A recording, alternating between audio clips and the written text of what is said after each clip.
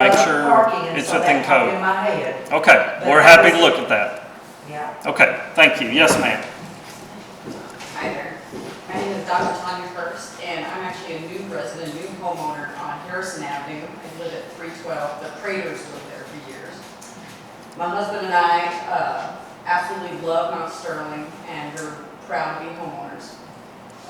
The one thing I will say that in light of this, the things that I see in this neighborhood overall, and we know the entire neighborhood, we're talking about Queen Street and Harrison and Strother, that whole area, is that there are a lot of us who are investing money in the neighborhood, or taxpayers that really would like to rehabilitate it, that are really invested in it. There's a house on Harrison right now that it's an old Victorian that's being sold for like $300,000.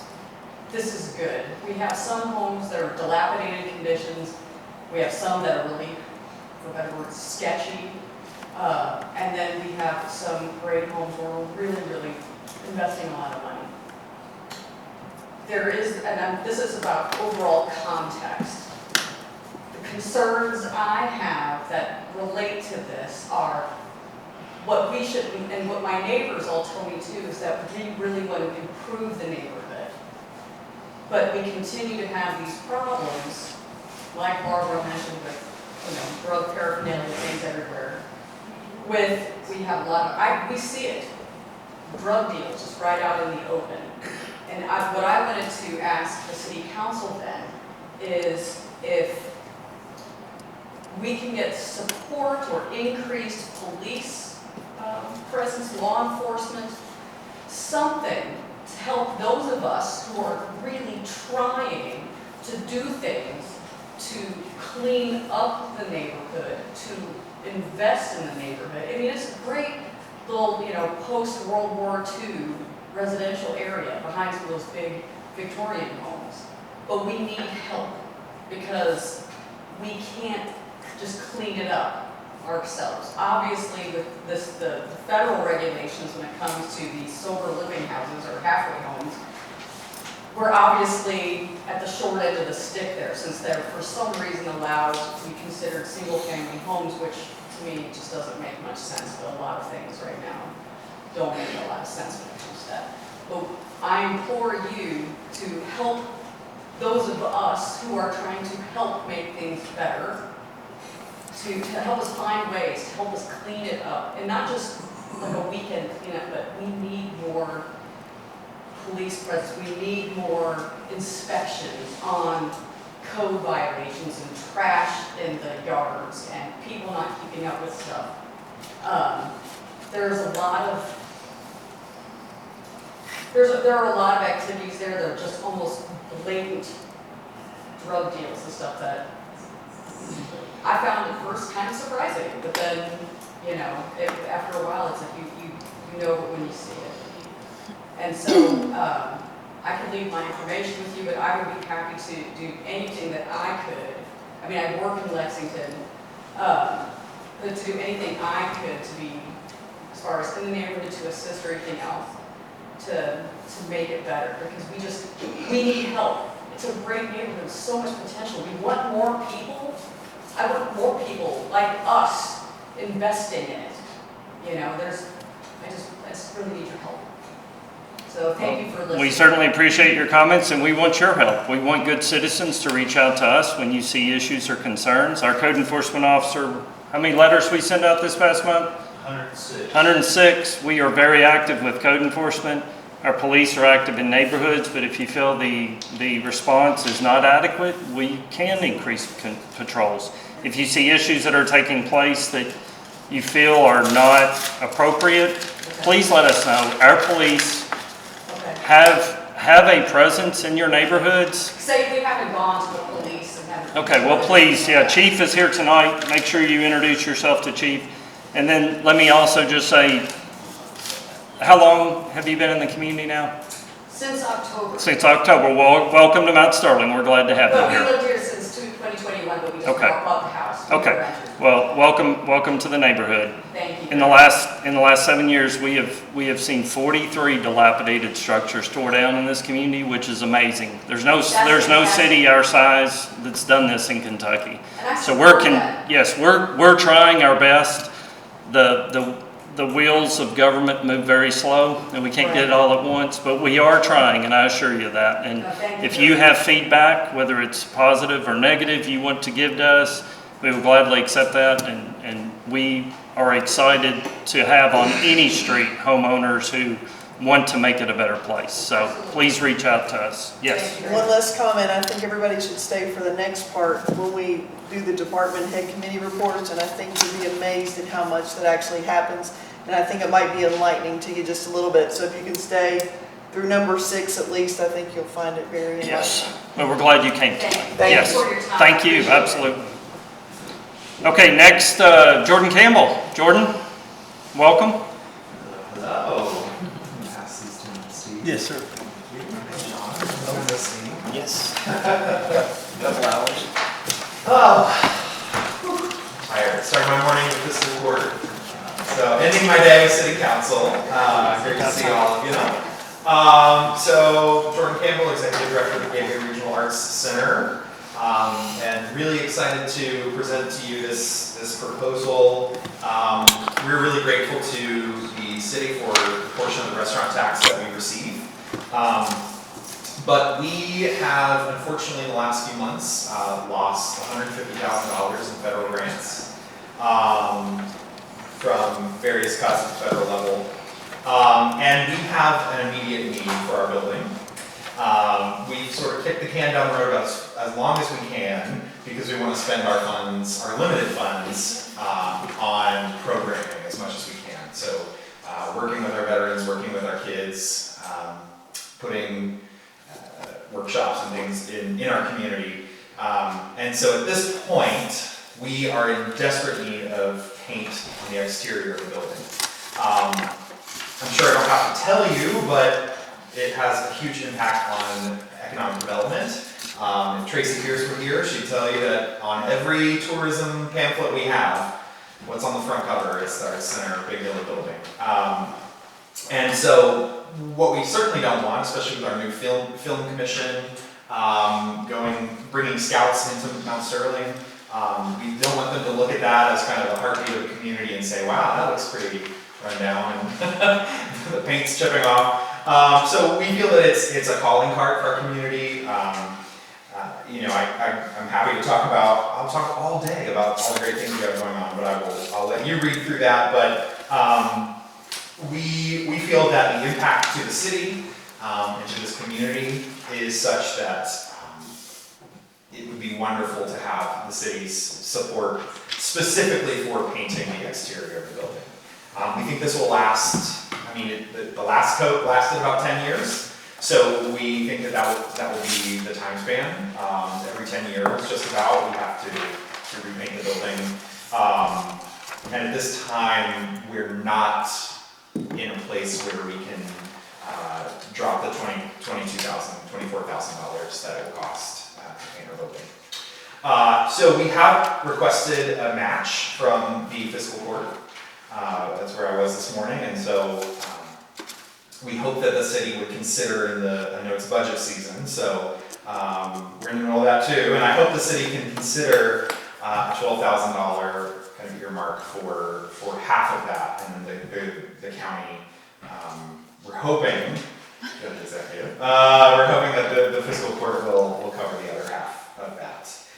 The hope is that we will start that in summer and fall. We have some bids, they're outdated at this point. We think that they're going to be a little bit higher.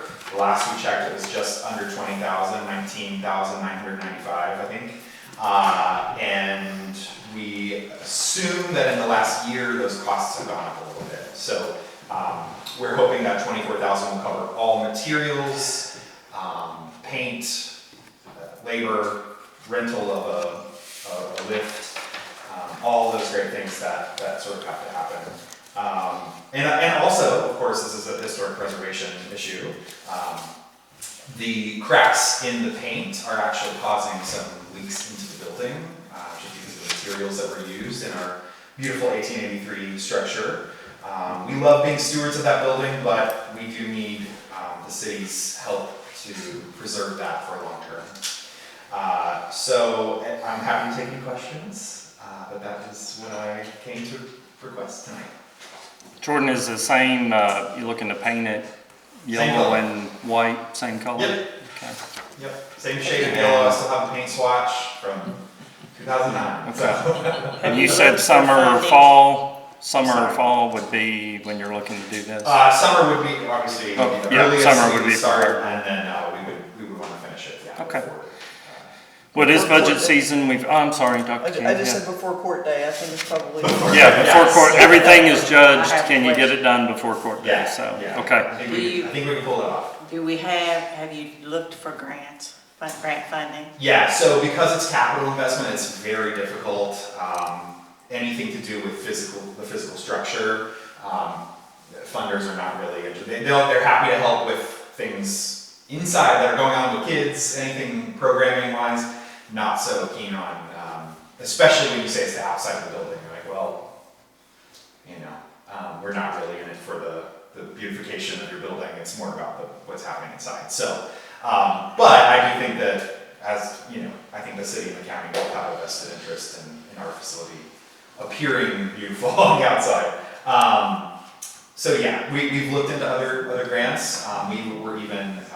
We applied for Kentucky Kernels, which we received for other capital investments, and that application was denied as well. So it starts getting tricky with skilled labor versus unskilled, and oftentimes painting is considered an unskilled labor, which I wouldn't know what to do, so it's skilled to me. But so that has been a point of contention too. We can hire an artist to do a mural, but we can't hire somebody to do painting outside a building, that kind of thing. But yes, to answer your question, the long and the short answer is we have tried to get grants for this. Yeah. Okay. Well, the city's always tried to help where we can, so I will speak with the judge and speak with council. We're still finalizing our budget, and we'll see what we can do to help you out. Great. Okay. Thank you. Next item on the agenda is the approval of the April 15th, 2025 council meeting minutes. I know you've had an opportunity to look those over. Just need a motion to approve. Motion by Barnes, second by King. Any further discussion? Hold members, please. Barnes.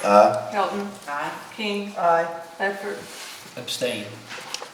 I wasn't here that last month. Murphy. Aye. Trimble. Abstain. Item number 5 is April financial reports. Those are in your packet. I know you've had an opportunity to look those over, but if you have any questions or comments, please don't hesitate to bring those forward.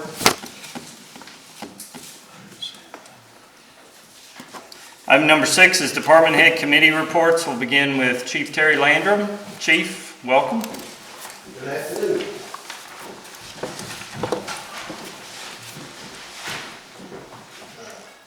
Like Donald, our rookie, he's doing real good at his probationary period. He changes tomorrow to a different training officer.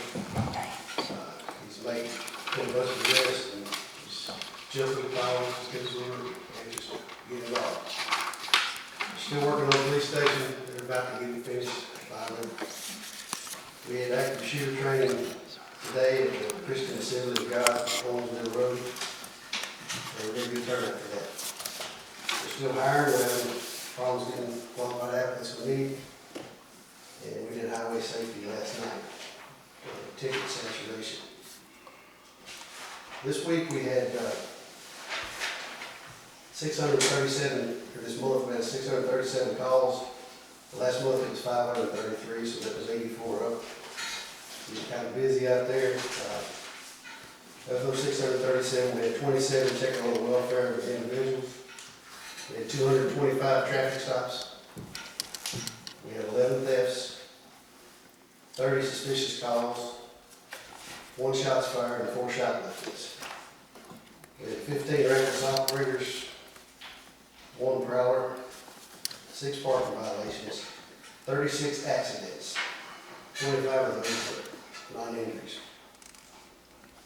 We had 1 fight in progress, We escorted 5 funerals. We had 9 domestic violence calls. 21 disorderly calls, 2 burglaries, 3 assaults, 10 animal calls, and 36 alarms, 6 abandoned vehicles. Any questions? Thank you. Okay, thank you, Yeah, Chief. thank And you. Chief, if you can just make sure tonight, anybody that needs your contact info that's here, they have that. Okay. Thank you. Director of Public Works, Nathan Boston. Good evening, y'all. Evening, Nathan. Had a couple trees go down last month when the weather got them cleaned up. We'll probably have more go down tonight. The storms is coming in. We got in the creek on Friday, down on East Main. Got like 3 tires and a truckload of just debris out of there, down by the little laundry mat. Of course, we're doing the spring cleanup. We've hauled 42 tons so far as of today. We've got 1 more day left to go. Our fun fact is we've hauled 88 truckloads. That's 14 roll-off 30 yards, and picked up 87 mattresses so far. We've worked on 9 police cars. We've been down helping the police department to save money. We're doing all their light work, and we've switched out over 60 of their lights, not their bulbs, their light fixtures. That saves them from having to get electrician. The new guy's going through some training to get his road scholar, and I've been doing some refreshing training myself. And in June, the first 2 weeks of June, June the 2nd, and I think June the 9th, we'll be doing our paint pickup for the city residents. It'll be going in the paper, I think this week. It'll be on our webpage and our Facebook page. We run it for 2 weeks, that way every household gets 2 pickups. So, y'all have any questions for me? Does the paint have to be, Pardon? does the paint have to be? No, we solidify it for them. Okay. They just set it out, we take care of it. Okay. So, Thank you, Nathan. okay. Code Enforcement, Stephen Tuttle. Good evening. Like we mentioned before, we did send out 106 letters. Most of those were yards that were overgrown. Of course, it has been raining a lot. It's been sympathetic towards the owners somewhat when it rains a lot like it does, because it seems like every 3 days it's back up to close to 12 inches. But anyway, we're trying to keep up with that. And we did send 106 letters out, which is quite a bit. Anybody out in the audience or whatever that sees something that may think that it hadn't been bought or whatever, we legally have to give them 7 days to mow it, and then the street department will come in. So we are responding to some. If you see something beside you, we've probably already gotten them, but I would be happy for anybody to call me and let me know. Maybe we've overlooked something, so I'll be able to check the road in that case. Many of you may be getting calls on 529 East Locust that had a fire. It was completely burned out close to the cemetery. So if you all get a call on that, we are talking to the owner. I have contacted the owner. We have been dealing with that in the Code Enforcement Board also. So we're trying to get closer to get something resolved with him. He's information like whether or not he had insurance, whether or not somebody's going to come and report it, that stuff we're still trying to work out with him. So if you get a call like that, just have them call me and I'll talk to them about it. Court is shifting gears to court day a little bit. As you know, we usually do our renewal in April. So that has come and gone. We've got a lot of renewals. Steve, I hadn't heard from you yet, though. Y'all gonna be there? Okay, good. But anyway, that's kind of how we do it. Like, people tell me they're coming back, we write them down, so we're good there. But we have been getting a lot of calls. It's been really, seems like if Tracy was here, I'd brag on her. It seems like her tourism stuff has gone out. I get a lot of people in Ohio, a lot of people out of state even calling me. So that's a good sign. So a lot of that's working. So it should be a good year. I know that we've got a little bit of rearranging to do with the senior citizen. We are still going to try to utilize Lot 3 in some way, whether in front or side. So we're working that out with Judge. We're working that out that we can rent that a little bit. So it shouldn't be all lost over there. It should be still looking like it kind of did. So anyway, anybody have any questions about those items? Okay, thank you, Stephen. Building Inspector, Jim Johnson. Evening, Jim. Busy month, huh? For you. I know what's coming, busy month. Yeah, we got one new house going in Silver Creek. Got 7 in the finishing stages, 2 at Kings Hill, 4 at Silver Creek, and 1 on Harrison. We got 2 that are in rough framing stage. 2 of those are on, they're on Treacle Court. Got 2 more planned off of Bridget Drive, and those are smaller homes. 2 sign permits, Express Oil and Spring Street Liquors. And we've got 2 items for next month for zoning board adjustment, height variance and sign variance. Stay busy. Thank you. Thank you, Jim. City Clerk? We currently are 93% collected on our property tax, and we have issued a public notice that we have extended our collection period before we file liens on delinquent property taxes to May the 30th.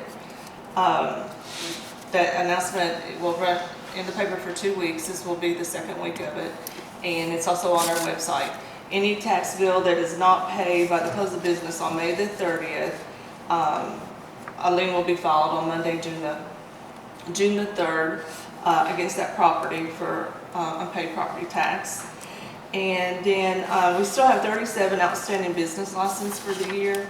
And I plan to send one more notice to these business owners to pay their business license, at least by June the 30th, because June the 30th ends our fiscal year. And I'd like to have those closed out by the end of the fiscal year. And what is outstanding at that time, I will turn over to Megan, and Megan will proceed forward with those.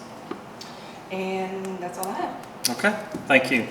Councilmember Barnes, I don't mean to put you on the spot, but I know we had you were going to look at something with Nathan last We month. did. You all did come Yeah, to we did. a conclusion about what would be best course of action there. We talked about putting a yellow line, like 10 feet in front of the mailboxes, Boxes. and 10 more feet, maybe, just to give the mail people. Okay.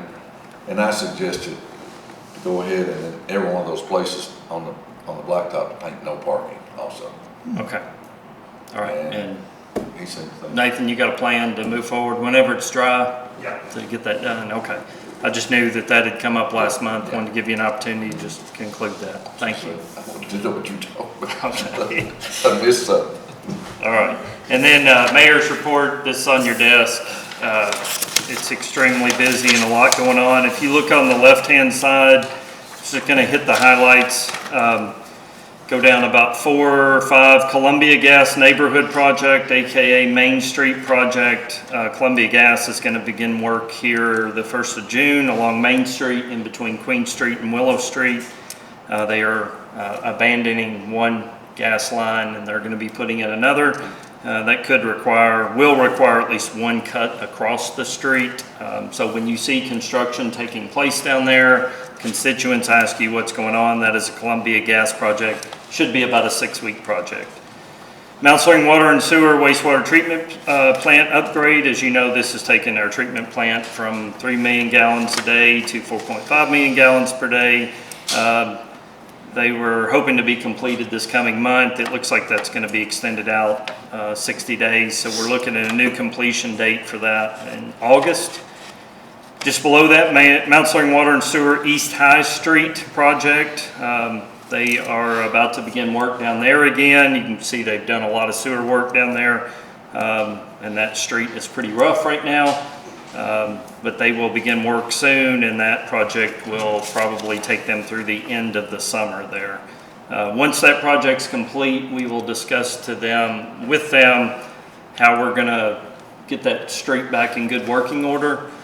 As you recall, we've mentioned before, Columbia Gas is coming in behind them to begin work. So that street, even though this project will wrap up here this summer, is going to see more work next year. So we'll get a plan in place to get that street back in good working order. Just below that, Mount Sterling Water and Sewer Big Staff Court Wind Street project. We've not been given a date for when that project will commence. But that's noteworthy because we had planned to pave Wind Street. So we've held off on Wind Street. We've got 5 of our streets resurfaced this year. We're holding off on Wind Street until they complete that project, then we'll repave Wind Street. Mount Sterling Water and Sewer Greenbrier Reservoir Rehab, that project commences here in June. They're moving some of their equipment in here this coming week. So as you recall, the Greenbrier Reservoir requires several $1 million worth of infrastructure upgrades and to repair some slippages and so forth that are happening out there. This is great news that this project's moving forward, so that'll begin in June and run through November. TAP 3 sidewalks. We are accepting bids, as you know from our last special called meeting. We rebid that project out. We are accepting bids on TAP 3 Main Street, North Maysville Street through May 30th at 10 a.m. And then once we have those bids in place, we are going to need another special called council meeting. I was going to ask everyone if you could look at your calendars and see if June 3rd, which is a Tuesday, at 5:30, or 6 would be okay. And if so, we can go ahead and get that scheduled tonight. 5 o'clock through on the 3rd.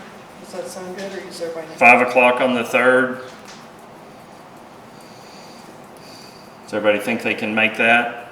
Or most of you? Steve's playing in the state tournament. He may not be here, but we'll hope you're in the state tournament, I do too. Steve. But okay, so we'll review the bids that were submitted on Tuesday, June 3rd, 5 p.m. Okay, thank you. Get that notice out. At the bottom of the page, facade grant applications, we still have 3 awards that have not been given out. I know we have one property or one business that they're submitting their paperwork now to be reimbursed. So we may have a little bit of money left in that fund here. Those expire on 5/31. I will be putting out the notification call for applications in June for next year's cycle. On the right-hand side, just topics of interest, spring cleanup, one more day. Public Works has done an amazing job as always. Appreciate them. The farmers market, they're having a soft opening on Saturday. So from this Saturday forward through court day, expect the farmers market to be in full force and using the pavilion. City Hall will be closed on May 26th for Memorial Day. And then staffing report.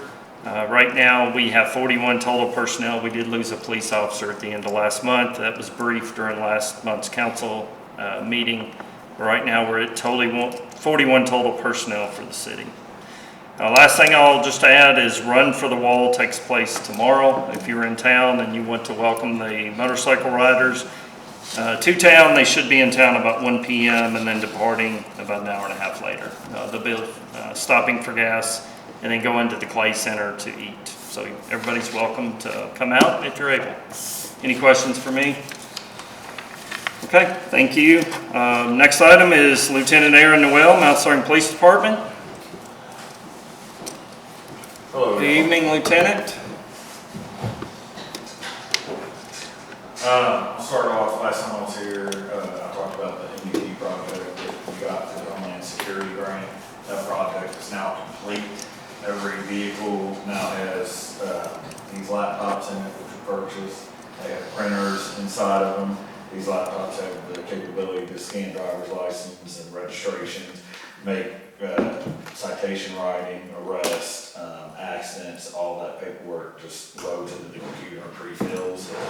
This is all also updated with what's called Mobile Cop. It gives us the ability to receive all the calls and all the information that dispatch is putting out. Also the capability to run tags, individuals, check with people with warrants, things like that, sexual offenders. And it's also linked into the Flock system where you can download the Windows app. And if we get an alert on a Flock system, it will alert on the computer and flash that there's a stolen car, missing or endangered person coming through one of the cameras through there. So all these are operational so far.